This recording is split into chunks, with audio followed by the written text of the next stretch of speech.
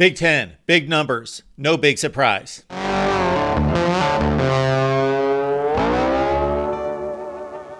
Thank you so much for stopping by here at the Voice of College Football. Best discussion, debate, and analysis based on what? Your participation. Yes, we are in the midst of our TV ratings series that we present each and every offseason. We've looked at the Big 12. We looked at the ACC. We're on to the Big 10. We had a viewer comment a couple hours ago that came in suggesting that we look at time period, meaning is it a noon game, primetime game, and looking at those various factors of when the game aired, and also the network involved. That plays a big role. We've done that in the past. Yes, we are getting to it. And as long as our viewership numbers hold up and make it a wise decision to continue the series, then we will look at those factors. But we have in the past, so look at last year's 2022 analysis. And yes, we matched up all the networks, all the time spots. Now let's look at the Big Ten Week 1, and we also included USC, UCLA, Washington, and Oregon, and that's what made this year's comparison a little bit trickier than it has in the past, of course, because we've got teams leaving conferences for 2024, and we want to make this more about what we can expect to see going forward. Ohio State and Indiana drew almost 5 million viewers. Pretty ho-hum football game at 23-3, but it's the power of Ohio State, the third-ranked game of Week 1. Penn State, West Virginia, 3.5 million viewers. Nebraska, Minnesota played on a Thursday night with only one game going up against it. That was Florida, Utah. Northwestern, Rutgers, they played on a Sunday with no competition at 2.68 million. There we see Washington showing up with almost 2 million viewers and a blowout win over Boise State. Friday night was a Michigan State, Central Michigan matchup on ESPN2 with over 1 million viewers on down the line. And at the very bottom, Maryland and Towson. Who's going to watch that game? Well, 102,000 folks did as the 32nd ranked game of the week. The Big Ten was impacted in Week 2 by the Deion Colorado factor. 28 games rated. The number 2 rated game in Week 2 was Nebraska-Colorado, just behind Alabama-Texas at 8.7 million viewers.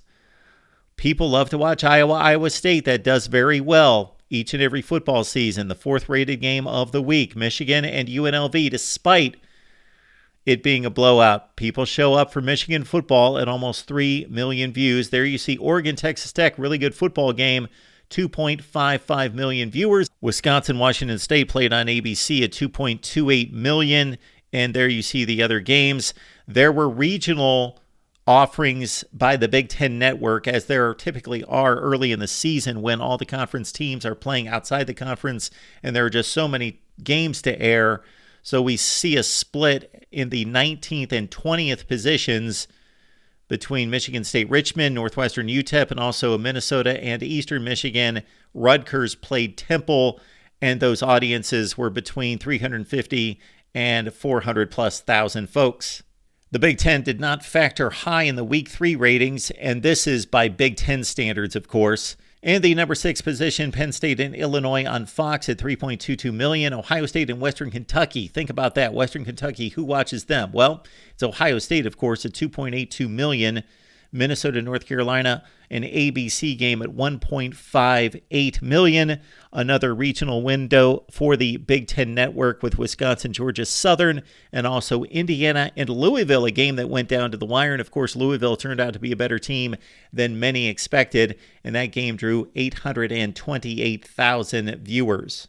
The other regional window for the Big Ten Network, Iowa, Western Michigan, Rutgers, Virginia Tech at 720,000, and that was a top 20 rated game. So if you look at the totality of Week 3, even though the Big Ten did not deliver any of the big numbers, they still had 3, 6, 9 of the top 20 games out of 30 rated for Week 3. Once again, it's the Colorado factor as the number 1 rated game of Week 4. Oregon, Colorado, awful football game. The Ducks had 35 points at halftime and just blew out the Buffs early. 32 games rated for the week. We'll see if this phenomenon with Deion Sanders in Colorado is going to continue in 2024. My guess would be that there is still going to be a solid impact, but it's not going to be the phenomena that it was in 2023. Over 10 million people watched that game. And in no other universe is Oregon and Colorado going to outrate Ohio State and Notre Dame, the number 2 game of the week on NBC, at just under 10 million folks. Penn State, Iowa, a top 5 game. USC, Arizona State. Again, we're including the Pac-12 teams that are joining the Big Ten here this fall. USC, Arizona State did fairly well at 2.63 million. Michigan, Rutgers, a Big Ten game at just under 2 million fans. Another Big Ten network window down at the bottom in the 20 and 25 positions out of 32 rated games. Nebraska, Louisiana Tech, Illinois, and FAU at 727,000. Not doing nearly as well. Minnesota Northwestern and Indiana Akron. That Wisconsin-Purdue game was aided by it being a Friday night offering on FS1 at 1.2 million.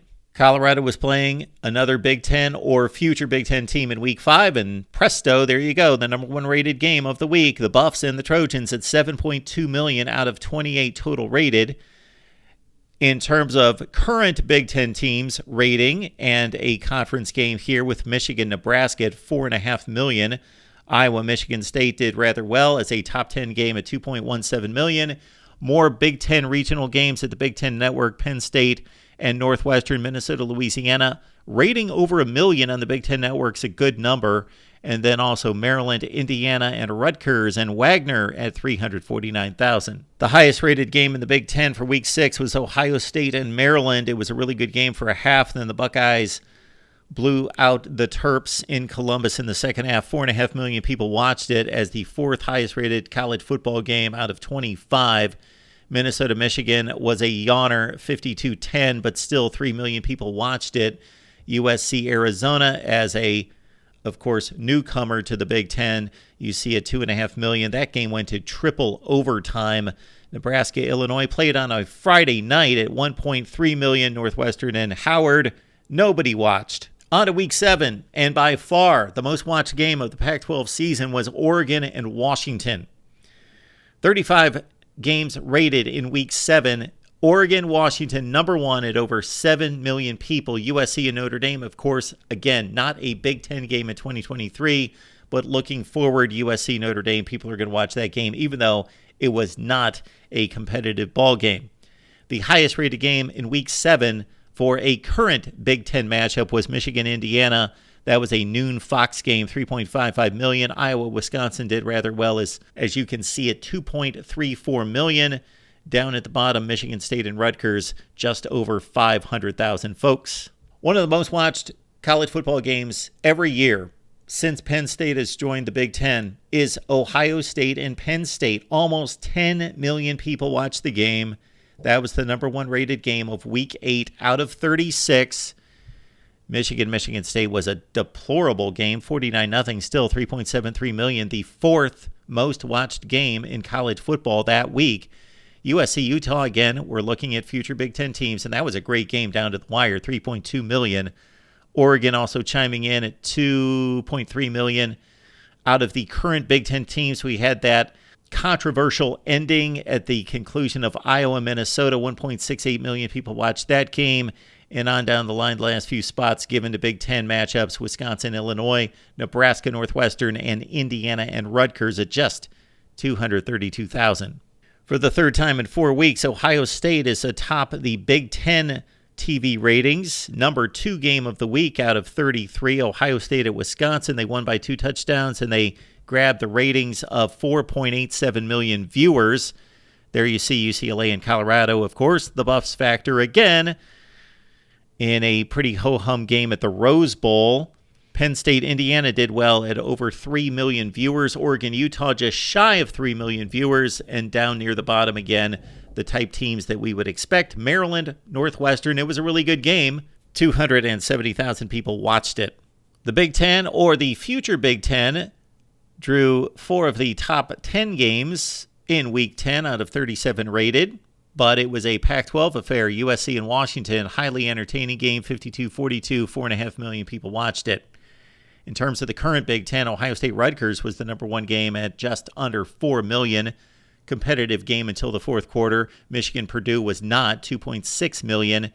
And on down the line, Illinois Minnesota was a dramatic finish at just under 500,000 viewers. Wisconsin, Indiana as well, a very competitive ball game at about 500,000 viewers. Nebraska, Michigan State, that game went down to the wire at 900,000 viewers. The Big Ten accounted for the most watched game of Week 11 out of 37 rated. Michigan, Penn State at 9.16 million. You see Ohio State and Michigan State at over 3.5 million in the number 6 position. Washington, Utah, of course. Utah going to the Big 12 now. Washington to the Big 10. Drew a nice number at 5 million, but we're not going to see that matchup in the future. We will see USC and Oregon, over 3 million viewers for that game. That was the 7th highest rated game of the week. And on down the line, and in the back, Illinois and Indiana at 368,000, the 21st rated game out of 37 for Week 11. The Pac-12 teams moving to the Big Ten packed a punch in Week 12. Washington and Oregon with almost 5 million viewers. Really good 22-20 game. And USC-UCLA at 2.5 million plus. People always watch that rivalry, but the number one game was Michigan-Maryland. Really entertaining game. 5.5 million people watched it, and that was the number 2 ranked game of Week 12 out of 34. Other notables in the top 10, Wisconsin, Nebraska at 2.5 million. Ohio State, Minnesota at 2 million. Down at the bottom, we had a regional affair on the Big Ten Network. Indiana, Michigan State, and Northwestern Purdue at 432,000. The game is the game for a lot of reasons, but when it comes down to it, people just flat out want to watch it. 19 plus million. This is almost always, despite the records, regardless of what the records are, the most viewed game in college football. But when it has titanic stakes to it, then forget it. It's the runaway winner. It's basically a playoff game. Ohio State, Michigan, 19 million people watched the game. By far the highest rated game in all of college football. Washington State drew a nice number as Washington pulled it off late 24-21 as almost 6 million people watched the game. Iowa-Nebraska played on a Friday. Not exclusive, was not an exclusive window, but you've got less competition on Friday. A nice draw for that game, 4.3 million. Oregon State, of course, the Civil War. People love Thanksgiving weekend football. A lot of big numbers. Michigan State, Penn State, that was a awful football game. 38-0, something like that? But 3.3 million people watched the game.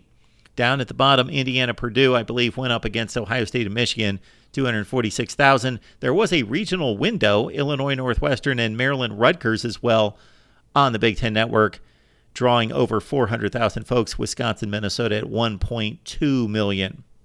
The Big Ten championship game for a third consecutive year was a bore, but people still watched it. It was the second highest ranked conference championship game to the SEC as over 10 million people watched Michigan blank Iowa. Now let's look at the top 10 games in the Big Ten. And this is just conference games. So no Ohio State, Notre Dame, or any of the other marquee matchups involving Big Ten teams. These are simply conference games.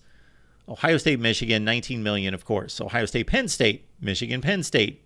See the trend there? Ohio State, Michigan, Penn State. Oregon, Washington would have been the fourth highest rated game in the Big Ten. And so otherwise, notice that other than Iowa, Nebraska at 4.39 million, that every game involves Ohio State or Michigan in the top 10 in the Big Ten. This is one of my favorite numbers to compare the conferences. We take all the games that were rated, and then we break them into categories, whether they eclipsed certain mile markers. And for the Big Ten, it looks like this. Out of 55 games rated, and these are conference games only, one exceeded 19 million views. Okay, we know what that is. 3 exceeded 9 million views. That can be skewed, of course. Colorado factor there. 4 exceeded 7 million. 5 exceeded 5 million. 11 exceeded the 4 million mark.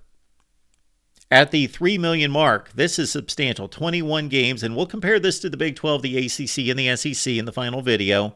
24 eclipsed 2 million viewers, so 1 million views. That standard, the Big 10 gets 34 out of 55, and keep into consideration that out of those 21 games that failed to reach 1 million views, almost all of them are on the Big Ten Network. Why did the networks give the Big Ten the most money? Well, we just saw it. The Big Ten delivers numbers. That's all there is to it. And it's a cycle, meaning that the big brands, Ohio State, Michigan in particular, Penn State, USC, and the others coming on board, drive the ratings, big numbers. Therefore, the networks are going to give them the most money, but they're also going to give them the most preferential network slots, both from a timing standpoint and from a network standpoint.